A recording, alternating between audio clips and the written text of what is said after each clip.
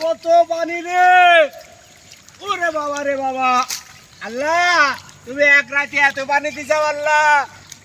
খালি বলে আমার দেশেই পানি হয়, এখন দেখতেছি সব দেশেই পানি। পায়ে টানতে গেছিলাম কুষ্টা কাটার জন্য।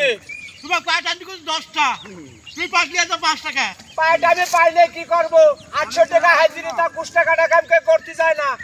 এত পানির ভিতরে কেউ কুষ্টা কাটে নাকি? তাও মনে করো কি যে আমি কত কষ্ট করে দেখো খাবো উপরে উপরে উঠতেছে। আমার দেশের লোক লিবারই নেই, লোকজনই নেই পাট কাটার। আরে কি ওরে বাবা, ওরে বাবা, ওরে